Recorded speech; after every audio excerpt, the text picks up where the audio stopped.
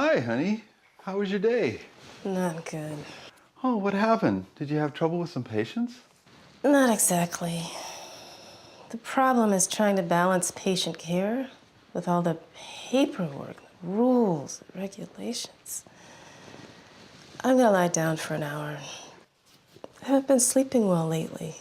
I've been having so many strange dreams.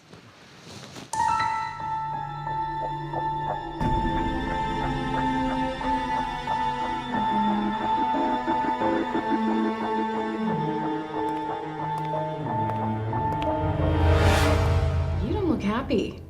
What's been troubling you? I keep having these strange dreams. Tell me about him. And the one I remember most, the doorbell rings. I open the door, and several physicians are standing there. They tell me that they've come to my house to take a vacation from documentation. Then they barge in with their suitcases. That's all I remember. What could this mean? Have you been thinking of retiring and opening a bed and breakfast on Orcas Island again?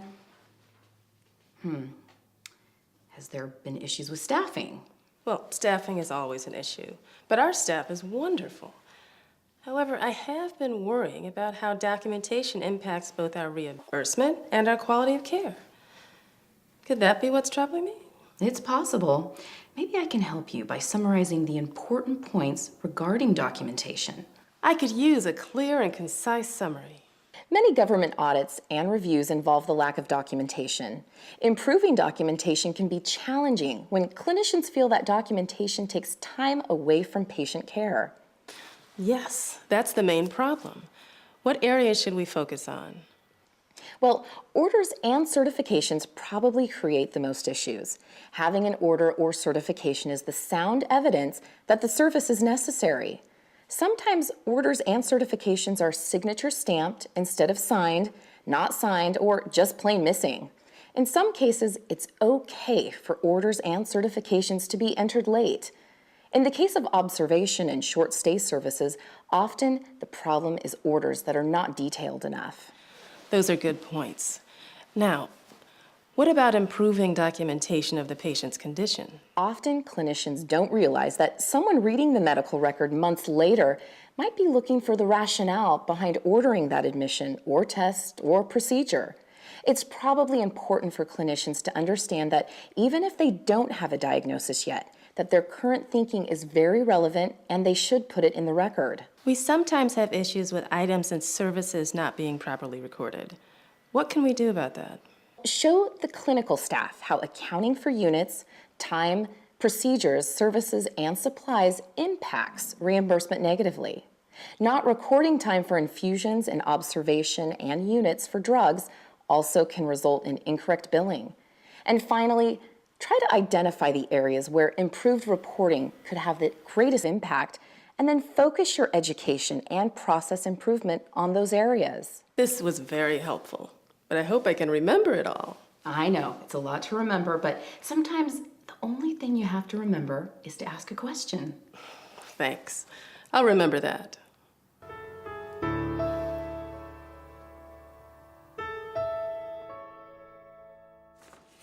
Okay, an audit found that clinicians are not signing orders. What should we do? I think we should focus first on outpatient diagnostic services because those generate a lot of volume. And then let's look at the processes in place to get and retain orders. For example, making it easier to get the order. Okay, but what I'm still concerned about is the clinicians already think the coders are too focused on money and not on patient care. That's always a problem. Let's try to meet with the parties and hash out their concerns.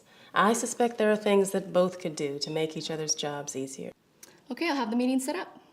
Also, there might be things that coders and billers can tell us that clinicians are writing that are not necessary, and that could save the clinician some time.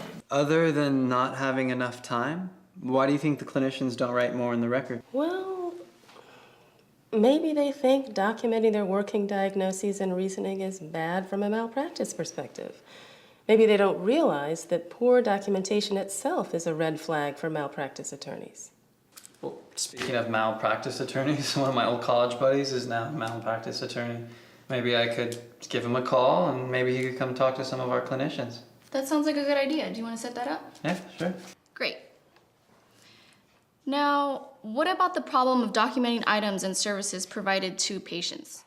We're losing money because of this. Let's think about a campaign that involves clinicians in improving documentation for better reimbursement and quality. We could offer CMEs, and for employees, we could even think about reimbursing them for their efforts. Then we could use the savings to purchase equipment that the clinicians need. How about offering rewards and prizes, like short vacations? Well, you know there are strict dollar limits on physician gifts.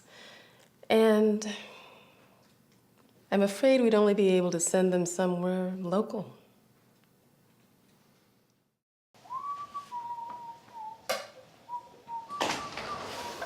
Oh, hi, honey. How was your day? Oh. Wonderful. It was just like a dream.